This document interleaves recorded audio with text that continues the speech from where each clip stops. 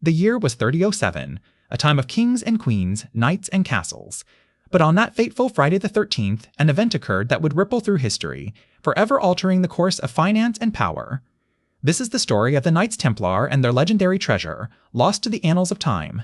The Knights Templar, officially known as the Poor Fellow Soldiers of Christ and of the Temple of Solomon, were a medieval Christian military order founded in 1119 with the purpose of protecting pilgrims traveling to the Holy Land. Over the course of nearly 2 centuries, they amassed immense wealth and influence, becoming one of the most powerful financial institutions in Europe. At their height, the Templars boasted a formidable fortune estimated at 140 million livres tournois, approximately 1.5 billion in today's currency. How did they accumulate such unimaginable riches? By serving as bankers to kings and popes alike, providing financial services that ranged from safeguarding valuables to facilitating large-scale transactions. The Templars operated a vast network of commanderies or regional headquarters across Europe and the Middle East. These outposts housed their treasuries, where gold, silver, and other precious commodities were stored in secure vaults. In addition to functioning as banks, these commanderies also served as hubs for manufacturing armor, weapons, and textiles, further bolstering the Templars' financial clout.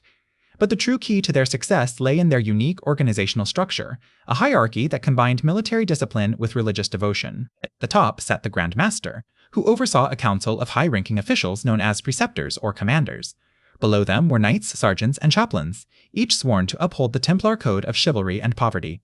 Despite their vows of poverty, however, the Templars lived a life of luxury unheard of for most medieval Europeans.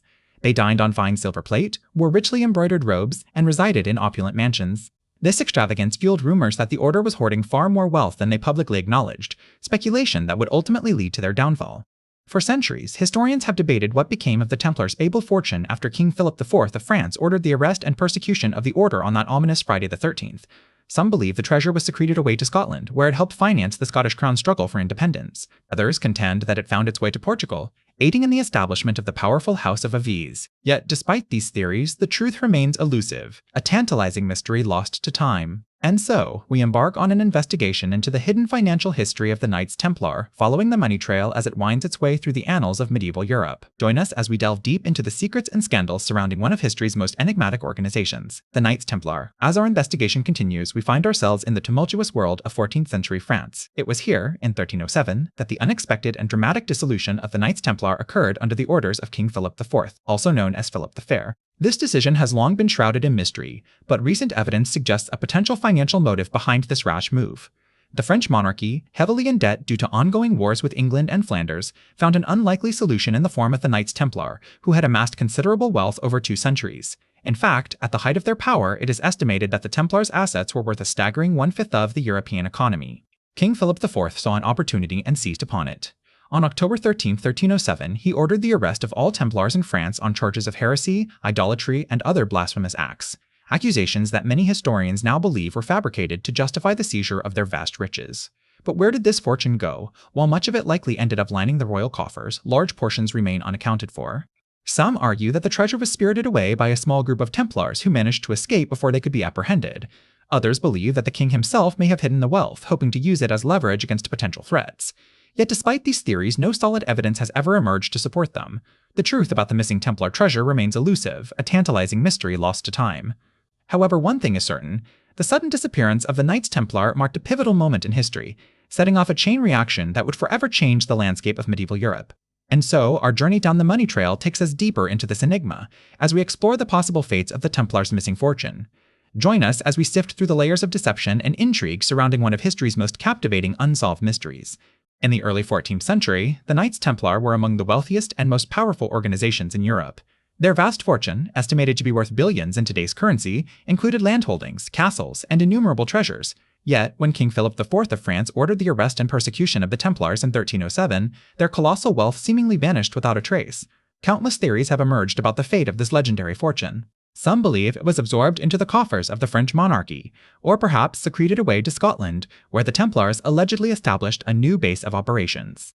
One intriguing theory even suggests that the Templars' treasure found its way to Rosslyn Chapel, an enigmatic 15th century church in Midlothian, Scotland. Rosslyn Chapel, adorned with ornate stone carvings and mysterious symbols, has long been a subject of fascination for historians and conspiracy theorists alike. Rumors persist that hidden chambers within the chapel contain crypts filled with Templar treasures. However, despite numerous investigations, no concrete evidence has ever been found to support these claims. Another popular theory points to the Paris catacombs as the final resting place of the Templars' fortune. This labyrinthine network of underground tunnels and crypts stretches for hundreds of miles beneath the city streets, providing ample space for a secret hoard of unimaginable wealth. Some believe that the Templars used these shadowy passageways to hide their treasures and evade capture during King Philip's purge. While both Rosslyn Chapel and the Paris catacombs present tantalizing possibilities, neither has yielded definitive proof of the Templars' lost fortune. The truth remains elusive, shrouded in the mists of time and the complex web of intrigue that surrounds this enigmatic order. As we continue to trace the money trail, one thing is certain: the story of the Templars and their missing treasure will forever captivate our collective imagination, inviting us to explore the darkest corners of history in search of answers to this enduring mystery. As our investigation into the Templars' hidden treasure deepens, we must delve into their sophisticated financial system, a key factor in amassing their colossal fortune. The Order of the Knights Templar, founded in 1119, started as humble warriors defending pilgrims in the Holy Land. However, it wasn't until they established their own banking system that their wealth skyrocketed. The Templars' financial prowess lay in their ability to streamline and innovate. They created the first precursor to modern-day checks and introduced the concept of a dedicated place for storing and transferring money, the earliest form of a bank. This ingenious system allowed them to accumulate vast riches from European nobility, who deposited their gold and silver in Templar treasuries for safekeeping during the Crusades. One intriguing example comes from King Henry III of England, who, in 1236, deposited 60,000 marks into the Templars' coffers to fund his disastrous crusading efforts. The English monarch even went so far as to issue an edict allowing the Templars to collect taxes on his behalf in England and Wales, a remarkable testament to their financial influence. The Templars also profited from charging interest on loans, a practice once deemed sinful by the Catholic Church but which they circumvented through clever loopholes. By lending money to noble families and monarchs under the guise of gifts or donations, they effectively charged interest without violating religious doctrine. Moreover, the Templars' extensive network spanned across Europe and the Middle East, with properties, commanderies, and preceptories that functioned as hubs for commerce, agriculture, and industry. These holdings generated substantial income through rents, tithes, and fees, further bolstering the Templars' coffers. However, it was their role in facilitating international trade that truly set them apart. Acting as middlemen between Muslim and Christian merchants, the Templars profited handsomely from commissions on transactions involving spices, textiles, and precious metals, all while minimizing risks associated with long-distance travel during that era. With such an intricate financial web, it's no wonder that the Templars managed to amass a fortune large enough to capture the imagination of generations of historians, treasure hunters, and conspiracy theorists alike. The question remains: where did all this wealth disappear when the order was disbanded in 1307? Join us as we continue unraveling the money trail, exploring the darkest corners of history to find answers to this enduring mystery. The year was 1307, a time of political intrigue and financial power. King Philip IV, also known as Philip the Fair, ruled France with an iron fist, but he was deep in debt due to his endless wars and grandiose architectural projects. The Knights Templar, a wealthy and secretive military order holding vast assets across Europe, became Philip's prime target for solving his financial woes. The Templars had grown exponentially in power and influence since their establishment in 1119 to protect Christian pilgrims en route to the Holy Land. With their extensive network of preceptories, they amassed a fortune large enough to capture the imagination of generations of historians, treasure hunters, and conspiracy theorists alike. King Philip, desperate for money, accused the Templars of heresy, sacrilege, and idolatry, claims that would justify the seizure of their wealth. He ordered a simultaneous arrest of all Templars in France on October 13, 1307, by his royal guards under the pretext of these heinous crimes against God and the Church. The French king's motivations for targeting the Templars went beyond mere financial greed. Philip aimed to eliminate a powerful and independent force that could potentially challenge his authority.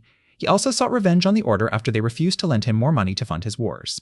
The arrest of the Templars was a carefully calculated move designed not only to replenish the royal treasury, but also to weaken a formidable rival. But where did all this wealth disappear when the order was disbanded in 1307? Estimates vary, but it's believed that the Templars held assets worth between 150,000 and 200,000, a staggering sum at the time. Some of these riches were transferred to other military orders, like the Hospitallers, or absorbed into the French royal treasury. But many historians suspect that much of the Templars' wealth remained hidden, secreted away in remote locations across Europe, waiting to be discovered even today. Join us as we continue unraveling the money trail, exploring the darkest corners of history to find answers to this enduring mystery. 1307, a pivotal year in financial history. King Philip IV of France, deeply indebted to the Knights Templar, accused them of heresy, arrested their leaders, and confiscated their assets.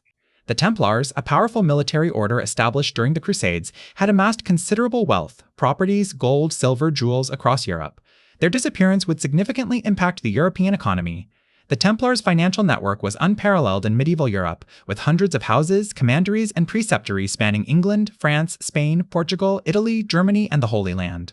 They operated as a state within a state, enjoying papal protection, royal patronage, and extensive commercial privileges. Their financial acumen allowed them to act as bankers for kings, popes, and nobles, facilitating international trade, warfare, and diplomacy. King Philip's actions disrupted this intricate system. The French crown seized Templar properties, wealth, and archives, integrating them into the royal treasury. However, much of the Templars' fortune remained elusive. Contemporary accounts suggest that significant sums were transferred to other military orders, like the Hospitallers, or hidden in remote locations across Europe. The Templars' dissolution triggered a power shift in European finance.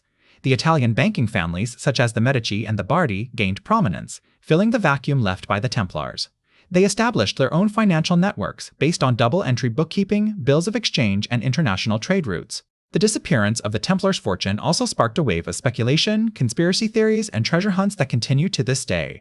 From the mystical island of Oak Island in Nova Scotia to the labyrinthine catacombs beneath Paris, countless tales recount the discovery of hidden Templar treasures. The Templars' legacy lives on in modern banking practices and financial institutions.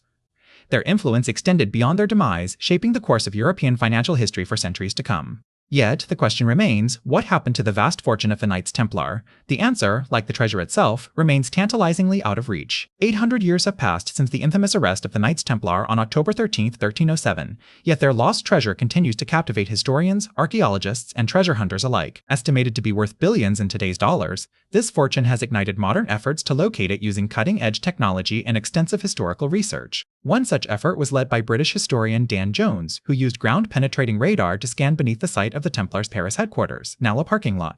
Although no treasure was found, this non-invasive technique provides hope for future discoveries without damaging potential historical sites, a crucial concern in archaeology. Another key figure is Franciscan friar and Templar expert Jean Markel, who believed that the treasure was hidden away in Scotland. He pointed to Rosslyn Chapel, built by the St. Clair family, who had close ties with the Templars. However, no definitive evidence has been uncovered linking the chapel to the lost fortune.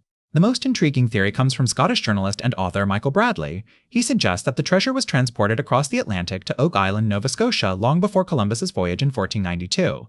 According to Bradley, a series of mysterious pits on the island could hold the answer.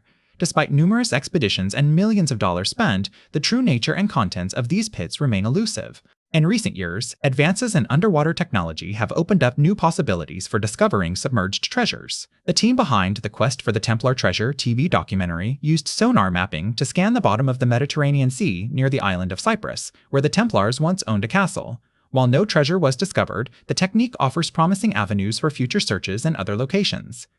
While these modern efforts have yet to uncover the lost fortune, they continue to shed light on the intriguing world of the Knights Templar and their enduring legacy. The quest for the Templars' hidden treasure continues, fueled by curiosity, determination, and the allure of untold riches waiting to be discovered. 1307 marks a significant turning point in the history of finance. The Templars, once a powerful and wealthy organization, were disbanded, their assets seized by King Philip IV of France. But what became of the order's legendary treasure, valued at an estimated 200 million gold florins or more? That's equivalent to several $1 billion today. Despite extensive searches over centuries, this elusive hoard has never been found. Yet, its very absence continues to intrigue scholars and historians alike. The Templars' wealth represented a substantial portion of the European economy at that time, and its disappearance could have profound implications for our understanding of financial history. Some believe the treasure was divided among high-ranking members and secreted away, while others propose it was used to fund covert operations or even the creation of new banking systems. The lack of concrete evidence allows for endless speculation, fueling a captivating narrative that transcends historical fact. What we do know is that the Templars left behind a complex web of financial transactions and innovations that revolutionized medieval commerce. They introduced concepts such as bills of exchange and letters of credit, laying the groundwork for modern banking. Even after their demise, their influence lived on in institutions like the Freemasons and Banks of England and Scotland. So, while we may never unearth the physical riches of the Knights Templar, their true treasure lies in the indelible mark they left on our financial world. The enduring mystery serves as a reminder of their once unparalleled power and wealth, challenging us to delve deeper into the annals of history and continue unraveling the threads of our intertwined monetary past. In the end, the search for the Templars' hidden treasure continues not just out of greed or curiosity, but as an essential pursuit in understanding the evolution of our global economy. And so, we're left with one final question. Will the secret be revealed in another forgotten crypt, a dusty archive, or perhaps right beneath our feet? Only time will tell.